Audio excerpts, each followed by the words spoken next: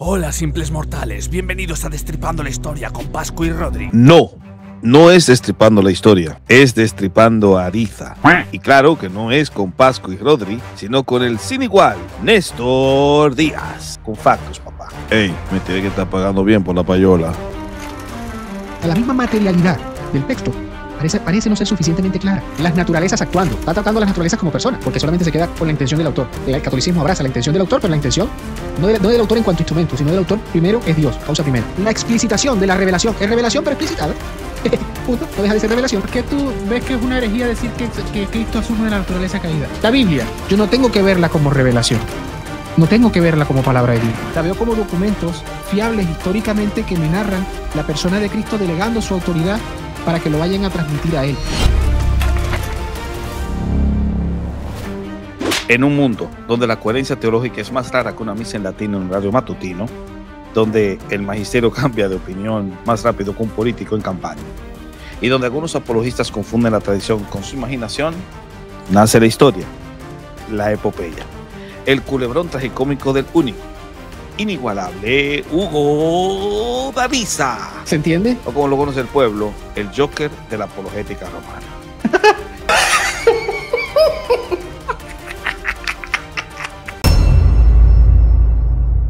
Todo comenzó cuando Hugo Daviza, autoproclamado custodio del Magisterio Eterno, decidió debatir sobre escritura. Spoiler, no sabía lo que era. Ni en definición, ni en historia, ni en aplicación. Era como ver a alguien intentar explicar trigonometría sin saber contar hasta 10. La sola escritura es la validación de los textos que llamamos escritura.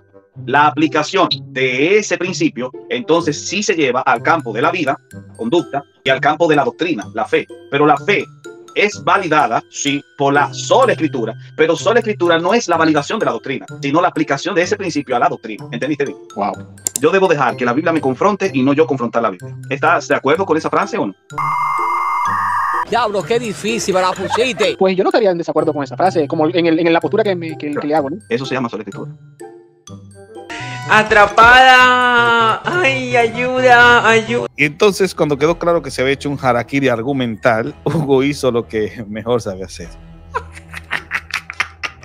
Y así nació el apodo que estremeció Hispanoamérica: Hugo Daviza. Aquí es donde la trama se volvió telenovela teológica.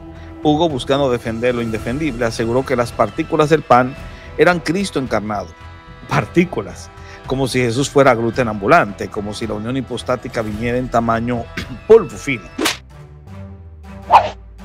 Forma cuerpo de Cristo.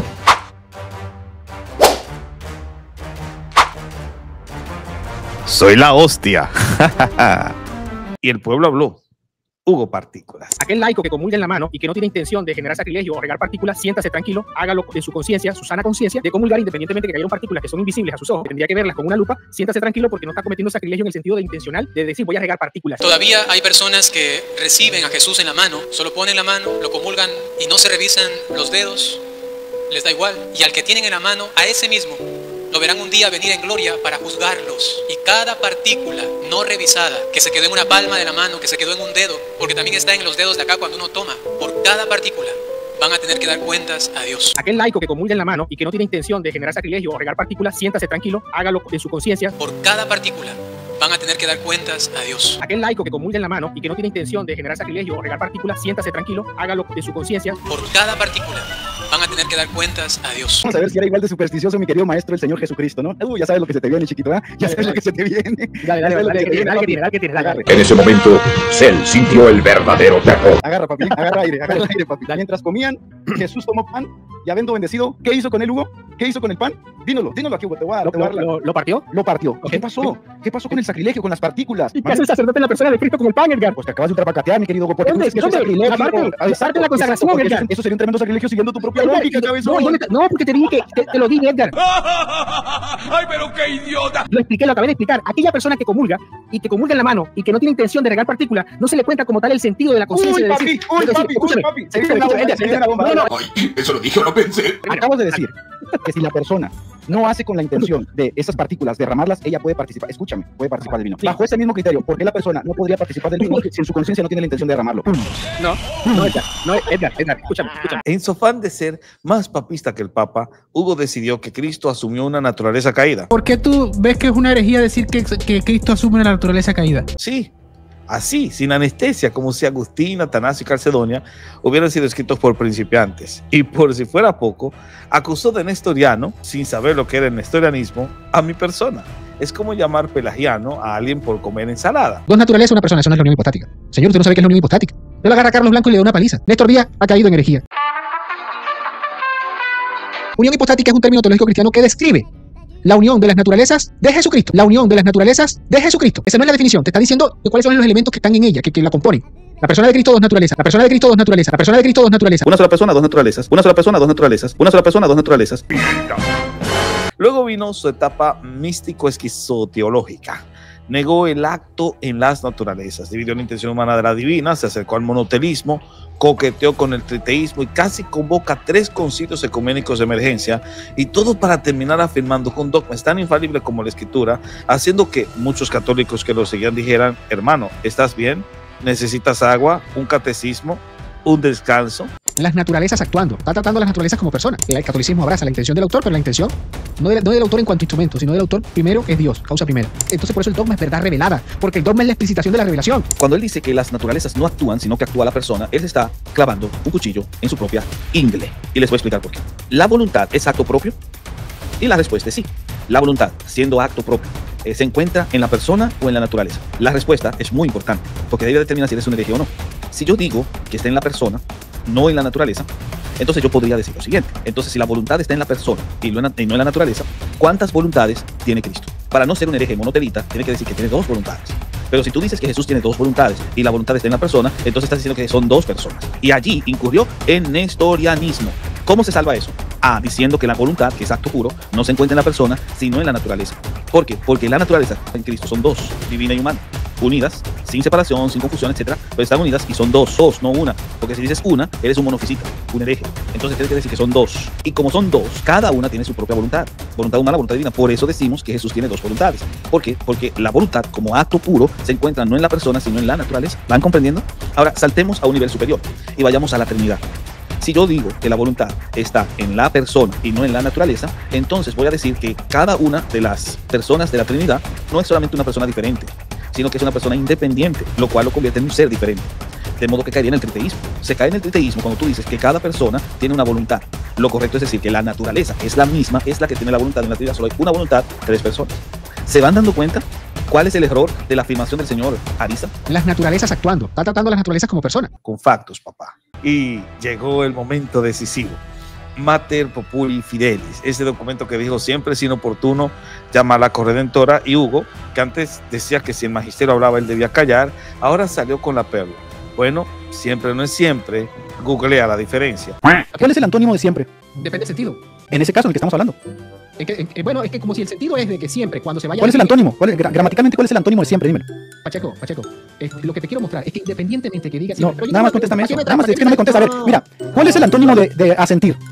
Sería el antónimo disentir. Okay. Disentir. ¿La iglesia exige a ti asentimiento o disentimiento? En el plano de disenso, como lo planteado en un Veritatis, me plantea asentimiento. Te plantea asentimiento. O sea, lo tienes claro gramaticalmente. Ahora vamos con la palabra siempre. ¿Cuál es el antónimo de siempre? Pero, Pacheco, ahí está... Porque ahí no puedes responder. Y así nació el apodo final del multiverso aricístico: Hugo Matices, el hombre que encontró matices donde no los hay, el poeta que oyó siempre y pensó: seguro significa a veces. Dame el sentido. Porque te vas a convertir ahora en Hugo Matices, Hugo. Y entonces lo dijo, lo afirmó, lo soltó como quien suelta una granada en un estudio de televisión. La Biblia, yo no tengo que verla como revelación. No tengo que verla como palabra de Dios. La veo como documentos fiables históricamente que me narran la persona de Cristo delegando su autoridad para que lo vayan a transmitir a él. Ese día, historiadores, teólogos, abuelos, niños, perros, peces y ángeles dijeron: ¿qué? Interrumpimos este programa para aumentar la tensión dramática. Gracias. Y ahora continuemos con nuestro programa. Así culmina nuestra epopeya doctrinal, entre partículas que son Cristo, matices que no existen, magisterios que deben callarse, excepto cuando no conviene, y reinterpretaciones del Concilio de Calcedonia que harían llorar a Cirilo de Alejandría. Pero hoy, querido espectador, no cierro con reflexión, no cierro con advertencia, no cierro ni con fuego ni con ceniza. Hoy cierro con cultura popular protestante, con la obra maestra, con el himno, con la pieza musical que define una generación. Señoras y señores, ajusten sus auriculares, suban el volumen y prepárense para la única canción capaz de explicar este caso mejor que un tratado entero de teología sistemática. Con ustedes, la Ugaracha.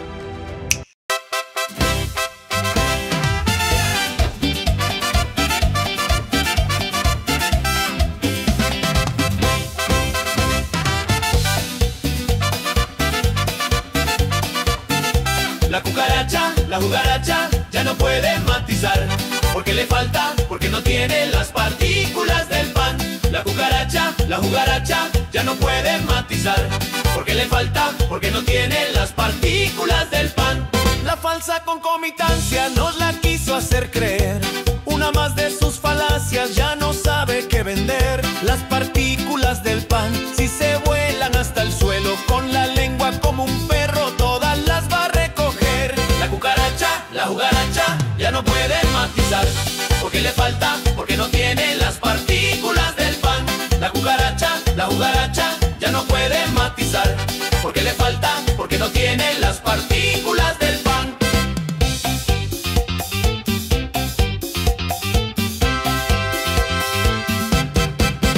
En su iglesia le dijeron, siempre es inoportuno decir que hay corredentora, porque Cristo solo hay uno. Sin miedo le dijo al Papa, oye tú a mí no me chimbes, me da igual el magisterio, yo prefiero los matices.